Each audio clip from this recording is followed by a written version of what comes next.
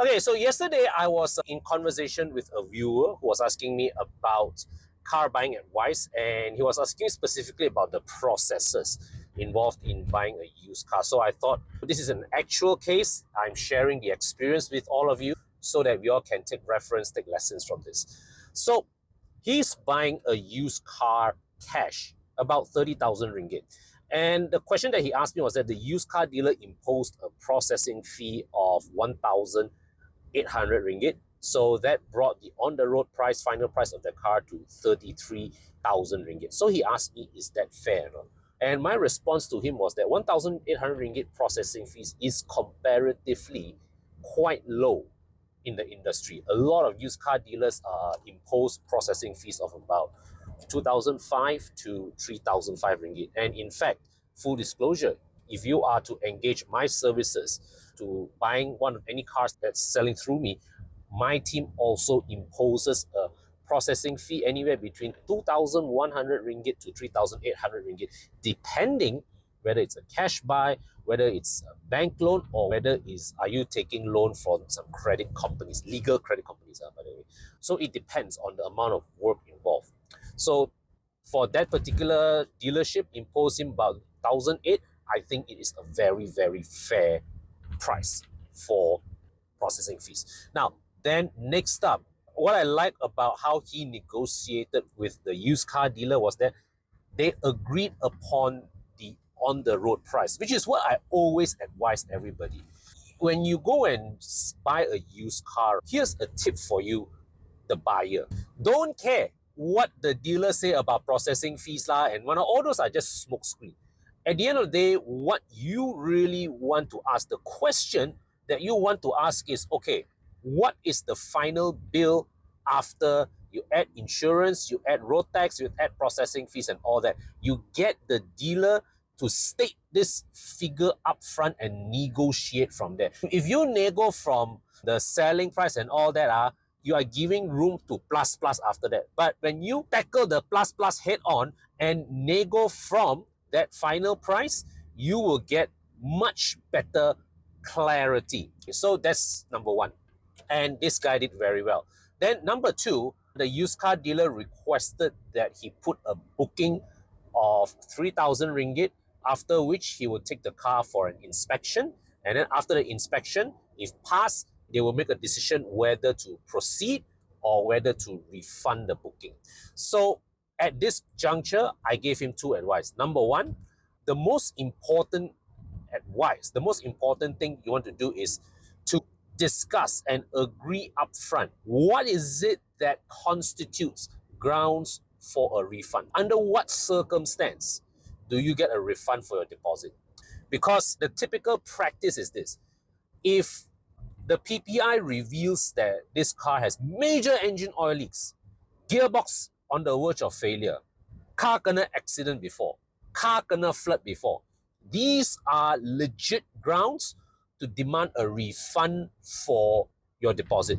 Now, but if let's say you're talking about things like, okay, suspension worn out, brakes worn out, tires worn out, that one is not grounds for a refund. So for all these, you need to detect this when you test drive the car. When you view the car, let's say like you see, okay, tire botak. So you have to keep that in mind before even go to the PPI stage. You actually have to budget for the fact that, let's say for example, the car has bad tires. You have to budget for the fact that these tires have to replace. Maybe on the spot, before you want to say, hey, bro, the tires botak, this one, I look at it, I have to easily spend 1,500, 2,000. Can you knock that off the price of the car? And also here's another thing when it comes to negotiating with used car dealer. At the end of the day, the used car dealer is running a business. You just remember this. As a buyer, you have the right to offer whatever price that you deem is fair. But used car dealer has the right to accept or decline. Very, very important distinction. At the end of the day, the question is this. You look at the car in front of you. Do you want the car more or do you want your money more? If your money is more valuable than you, I would say keep your money, go look for another car. Go look for a car that fits your budget.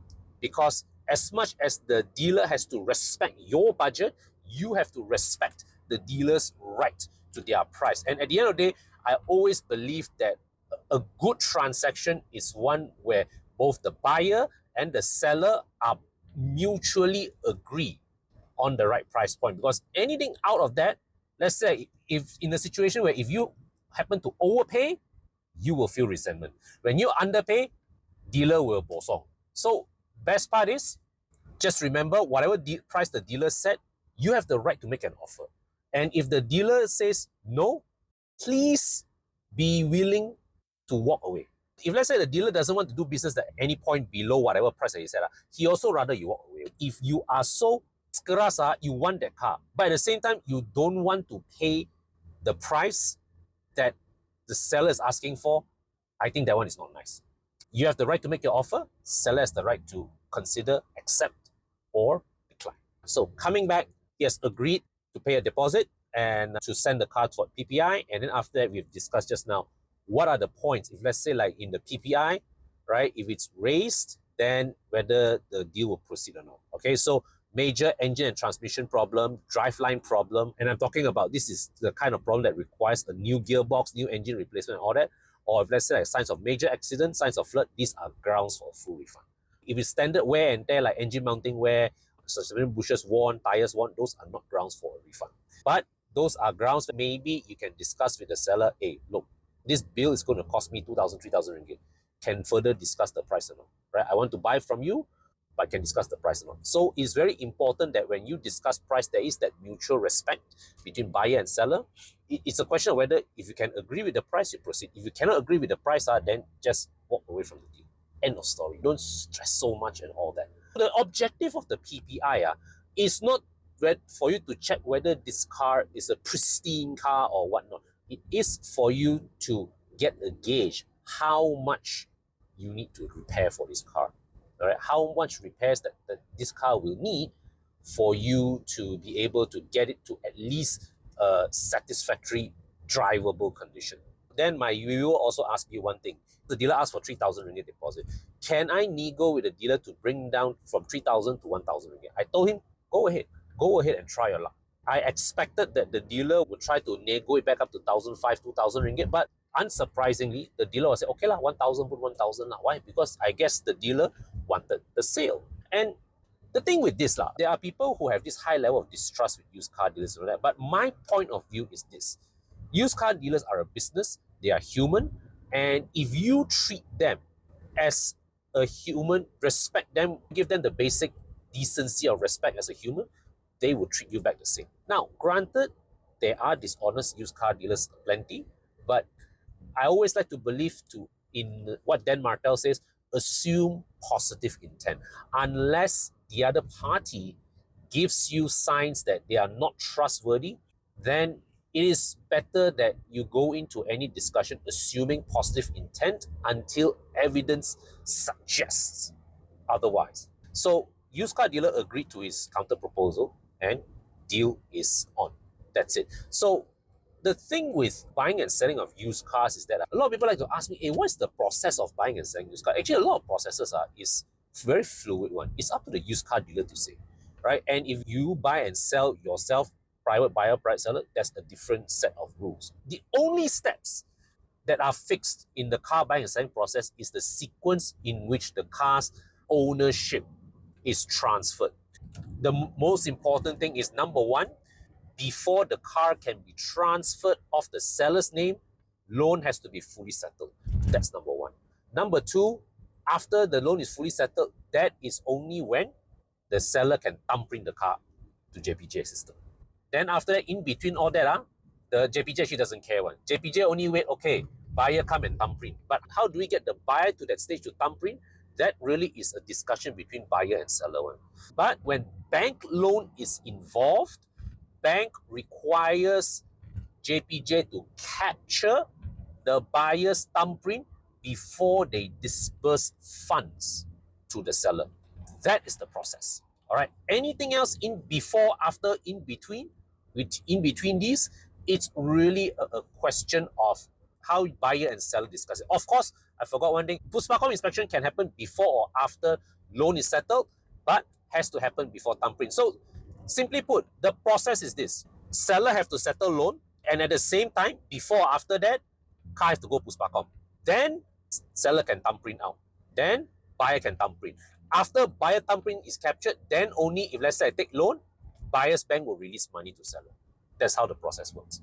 Okay, so when it comes to, let's say, all these things like pre-purchase inspection, all these are JPJ government are all not involved in. So it's really a discussion between buyer and seller. And a lot of people also like to ask me, so all this Puspakom fee, JPJ fee, or buyer pay or seller pay, also it's up to you to discuss. It's really a mutual understanding between buyer and seller. So like for example, when I sold my cars, when I sold my Blue E39, when I sold my Waja, I paid for the Puspakom, right? I think when I bought that Blue E39 also, I paid for the Puspakom. So at the end of the day, it's really about how you discuss and nego between buyer and seller. End of story.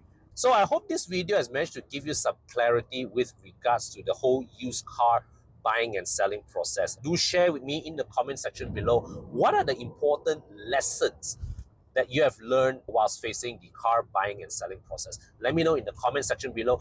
And of course, do check out the AIs I've developed. Recently, I've released a series of AIs that help you out with budgeting your next car purchase, how to choose your next car, and also how to sell your car and get the best value out of it. All these AIs I've developed, link to them is in the description section below. And of course, if you are looking to sell your car and you would like to get back at least 85 to 90% of your car's market value, also fill in the form in the description section below and my team will be in touch to assist you. All right, so until my next video, take care, stay safe, and I'll see you soon.